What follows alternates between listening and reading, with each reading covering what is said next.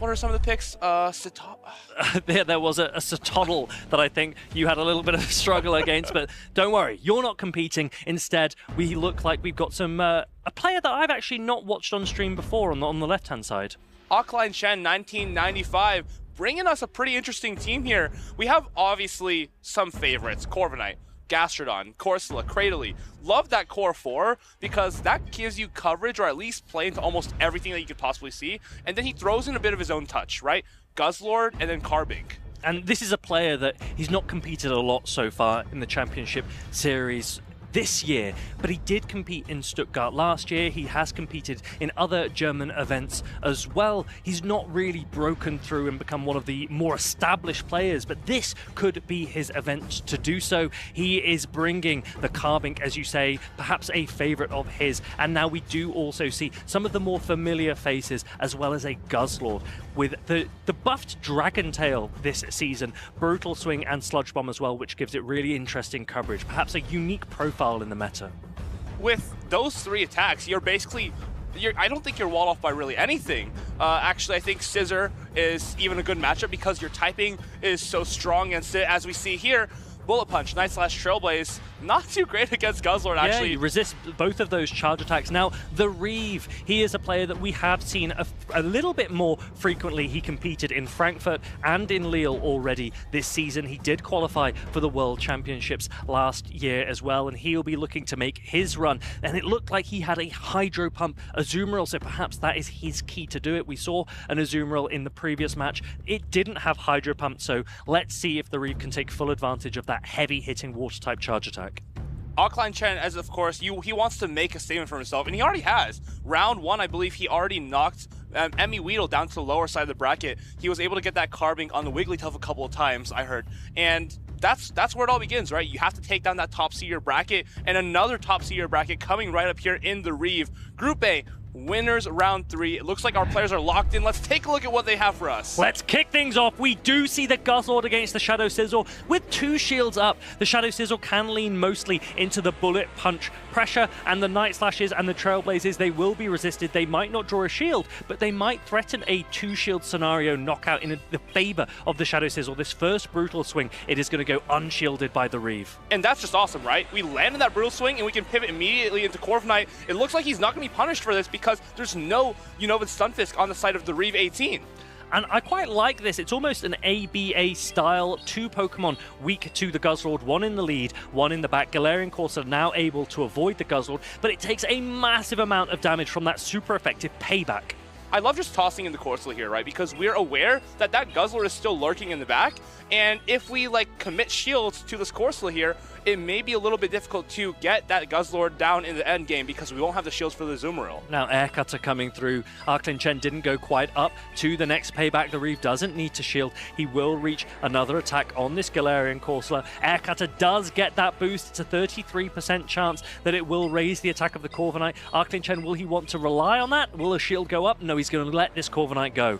Recognizes that Guzzlord, if it can farm down here, it's really awkward for the Azumarill, right? Because we can actually get to these Sludge Bombs quicker. I would love to see a Sludge Bomb being thrown here and then a pivot maybe into that Gastrodon, because there's no play rough. And if you can shield a Hydro Pump, you're in a pretty good spot. And let's remember that the Reeve aggressively swapped in this Azumarill, so once this Sludge Bomb draws the shield, the AKLEINCHEN is able to go into the Gastrodon, and the Reeve is switch locked. Gastrodon can put on a lot of pressure, but let's remember, the Reeve has a Hydro Pump.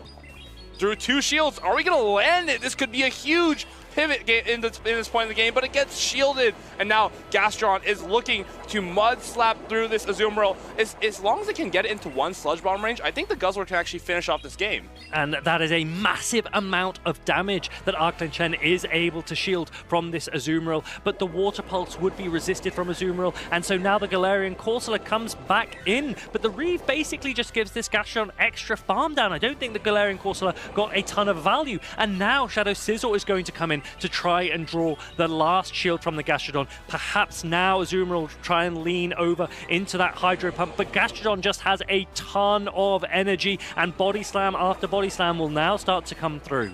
Good no shield here because, of course, you know that the only thing you're scared of here is the Sludge Bomb from the Guzzlord. So maybe if there's a way you can get more attacks on the Azumarill here, get a little bit more energy, you may be able to Ice Beam the Guzzlord, but I think it's still too healthy.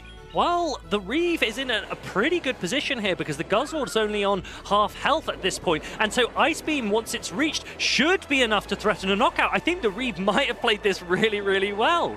Oh, we don't go for the Sludge Bomb because there's still a shield, but we go for this Brutal Swing. If there's a way that this Guzzlord can hang onto this Ice Beam, maybe that Sludge Bomb will be reached in time. Let's remember, Ice Beam is non-stab. It's an Ice-type attack, but Azumarill's not an Ice-type Pokemon. However, it is super effective against the Dragon typing of Guzzlord, and it looks like it will be enough to threaten a knockout. There it lands! Down goes Guzzlord, and the Reeve takes game number 1. Against all odds, staring that Guzzlord down with the Scissor, had to take the Brutal Swing, which is not a really ideal situation since Scissor always relies on having shields and just being able to bullet punch through things, but saving that Trailblaze was the key there. Grabbing that shield from the Gastrodon and then being able to pivot into the Azumarill to sweep things up with that Hydro Pump. It became a little bit questionable in that mid-game when we saw the Galarian Corsola come in. That just gave that Gastrodon extra farm. I wonder if that was intentional or if the Reeve wanted to go into the Sizzle to draw away the second shield from the Gastrodon. In the endgame, again, it looked like Azumarill's bulk meant that it just did not matter. It's pretty interesting, right? Because that Scissor lead, no shielding that was the key there because he understood that the Azumarill with the shield could power through a lot of this team. If you look at it, Corviknight is not as good into it as it would have usually been because Hydro Pump is such a hard-hitting neutral attack. Same for Carbink. Usually it wins all shield scenarios against the Azumarill very comfortably despite the bubble damage, but with Hydro Pump, it's not so comfortable. I think if you're Alkaline Chen, you definitely continue to lean on this Guzzlord. I think you have to. You have to. If you swap Guzzlord, Azumarill can't necessarily come into it. So it's your most flexible pick. You don't go down from full health to one Ice Beam. There's no play rough available. So the only matchup that the Reeve disbenefits from by dropping play rough is that Guzzlord matchup. So Arklin Chen, I completely agree, should lean on it a little bit more. I wonder if he perhaps shouldn't use it in the lead because we saw there that Sizzle was actually able to get some good damage into it while shields were up. With those bullet punches, it may not seem super significant at the start, but in the end game, it was what allowed it to be in the range of the Ice Beam. If we're swapping Guzzlord, it's really, really difficult to justify bringing Azumarill into that, even though it's theoretically a good matchup. Let's take a look at what happens here, though.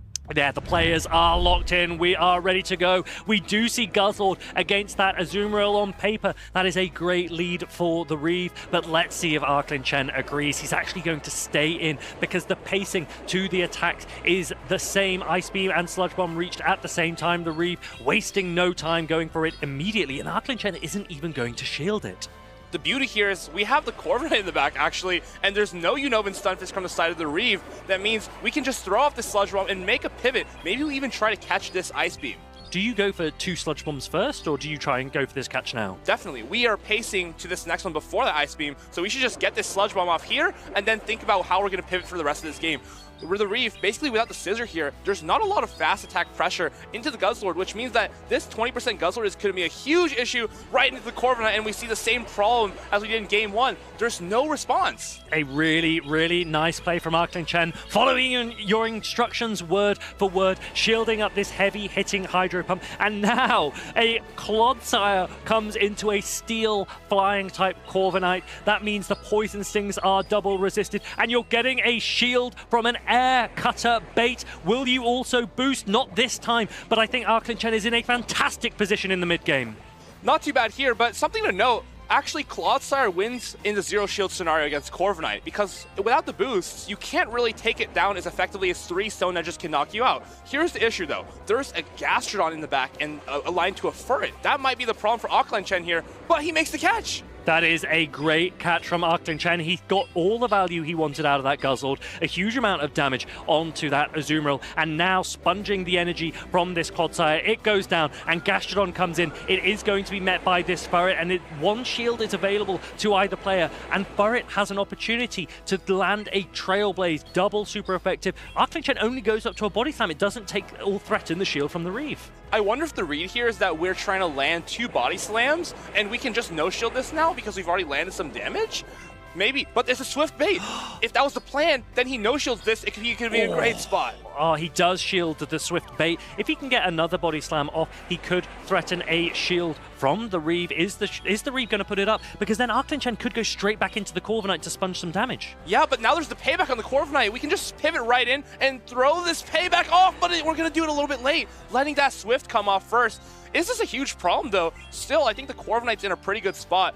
A lot of health left, and it's very awkward for any of the Pokemon on the Reeve side to deal with it. Air Cutter comes through, though, may give him a little bit of farm on that back end. Well, now that Swift has landed, I wonder if the Corviknight's in range, potentially, of Poison Stings and a Stone Edge from this Clodsire, and there's still no boost yet from this Corviknight, so AKLEINCHEN is just, he's not going to take the risk again, he's going to go straight for these paybacks. No energy on the side of Furret or Azumarill, though. I wonder if this is a ramp for that Gastrodon in the back. It's still so healthy, even if you do... Oh, I think that was charge attack priority. I don't know. Did the Reeve press the Stone Edge in time? I think he might be able to farm up a tiny bit more. Let's see. I wonder if throwing this is... Oh, we can go straight to the Gastrodon. It's going to take this Earthquake, but how are you going to get this Gastrodon down? We have a Furret with about 1 HP, and then we still have to address that Corviknight in the back. This was an excellent swap. Just slightly misaligning the timers was perfect, because now you can just throw a Body Slam into whatever comes in and then farm down the other side. AKLEINCHEN is playing this brilliantly, so unconventionally, but it looks like it might just be working. Body Slam now takes out this Furret, and Azumarill has so much on its shoulders left to do. It needs to try and bubble down the Gastrodon, but Mud Slap is just a better attack, and it will take down the Azumarill first. AKLEINCHEN levels the score 1 game each. He's already taken down ME Weedle. Who's next? THERIEV18 has to be a little concerned here. Both games hasn't brought much of a response to that Corviknight. I wonder if the thought is our Azumarill's pretty good against it. And while I definitely believe that Azumarill is good against the Corviknight, just having harder hitting attacks, we need the Azumarill for the Guzzlord. So maybe our Azumarill's a little overloaded and we need to incorporate the Unova and Stunfisk. I think that's a great point, and these players will need to think now. They've seen the sides of their opponent twice, 1 game apiece, and everything to play for in the final game of this winners round 3. This is a best of 3 format, so the winner will proceed on the winner's side of the bracket here in Group A. The loser will drop down to the loser's side, and it's been very interesting to see that the Reeve was nodding his head when the Azumarill led into the Guzzlord, but actually the Guzzlord seemed to get so much value in that matchup. That is the flexibility with the Dragon Tail Sludge Bomb combination, with Dragon Tail now generating far more energy than it used to. It actually outpaced the Azumarill with the Ice Beam, and then Corviknight, such a great sponge. I wonder if he needs to pivot to that Guzzlord as a swap here. Maybe lead that Corviknight, right? Because if you lead Corviknight, your worst case is the Unova and Stunfisk. And then you go to Guzzlord, prompting a response of an Azumarill, and then you can kind of decide whether you want to switch from there and just progress as that mid game where you just land 2 Sludge Bombs against the Azumarill and make life very difficult for your opponent. So far though, no Carbink, which is one of his favorite Pokemon. I wonder if that's like a read the opponent has to make. Is that Carbink going to come? Do we bring that Scissor? Because Scissor is also overloaded, because we kind of need it for the Guzzlord, but we kind of need it for other things too. There could be that Cradily, there could be that Carbink as well. Well, I wonder if Carbink's a little bit tricky. You've obviously got a Clodsire on the side of your opponent. The Azumarill running Hydro Pump gives it a much more advantageous matchup between those two, and then Furret is also able to throw Trailblazers, so Carbink perhaps doesn't have the flexibility that it might otherwise have had. These players will be playing as flexibly as possible. They look ready for game number 3, and finally AKLEINCHEN gets the lead. He's been hunting for Guzzlord up against Corsola. The Reeve instantly safe swapping into the Azumarill, but this gives AKLEINCHEN the opportunity to Sludge Bomb and then dip. We just Sludge Bomb here and we go to Corviknight, and this is kind of this is the best case scenario for AKLEINCHEN. We've caught the opponent ABA weak to Guzzlord, and I wouldn't even say Azumarill is the B counter, because we're going to get a Corviknight here. We can guarantee that it's not on the Unova and Stunfisk, and from this point on... Would you shield this? I think you always shield this, because you know your Corviknight's been so instrumental in the last couple games, and even though there's the Unova and Stunfisk in the back, paybacks still hurt when they are boosted by the Air Cutter, which let's see if he can get that 30% chance right now. And do you know what we've seen? We've seen 3 Hydro Pumps thrown by the Azumarill, and all 3 have gone shielded. That is a massive amount of energy lost to a shield from the side of the Reeve. He's going to aggressively swap into this Galarian Corsola, and AKLEINCHEN's actually going to go for another Air Cutter bait. He really wants to get that boost. If he does get that boost, payback would do a massive amount of damage, but still no boost coming through, and now the the Reeve is instantly leaning into the Nightshade. They actually throw on charge attack priority. Payback will do a massive chunk of damage to the Ghost type Corsola. I wonder if this is the best case for the Reeve, because as these clocks get more and more misaligned, it's going to give you a little bit more options to play around that Guzzlord. Maybe we can catch a Brutal Swing on the Azumarill after being into the Scissor matchup, or we can do it the other way around and catch Sludge Bomb on the Scissor. Let's see though, it's going to be that Guzzlord, it's going to farm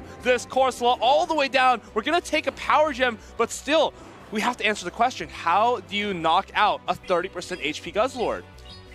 The Reeve is in a tricky position here because that Guzzlord is so loaded with Brutal Swings available to throw against the Shadow Sizzle, with Sludge Bombs available to throw against the Azumarill, and now the first Brutal Swing comes through. It does draw the shield from Shadow Sizzle. This can make 2 more Brutal Swings before the Night Slash. It's going to come down to a catch on that Azumarill. I love what he's doing here. Basically, his only lose condition at this point is for the Azumarill to catch a Brutal Swing. Guaranteeing this shield here, and then knowing his gas shot on the back is going to be safe with that 1 shield. I love these plays from AKLEINCHEN. This 3rd Brutal Swing is going to land on that Shadow Scissor. We saw in that first matchup, it didn't do a whole lot of damage, but maybe this is too little, too late. Gastrodon going to come in and Mud Slap all the way down. That is superbly played from AKLEINCHEN, using non-optimal timing for the 2nd Brutal Swing, because that's the less likely one to get caught, using optimal timing for the final one, setting up the Gastrodon, now going for that Mud Slap through. Hydro Pump is reached, but it's charge attack priority, and Gastrodon will win it! This game was won as soon as he recognized he just needed to throw that Brutal Swing and completely forgo any kind of timing, right? If the Azumarill catches, we may lose the game. Otherwise, we're safe. Every single time, 1, 2, 3 Brutal Swings, game 3, taking AKLEINCHEN to winners round 4. This could be his best tournament yet.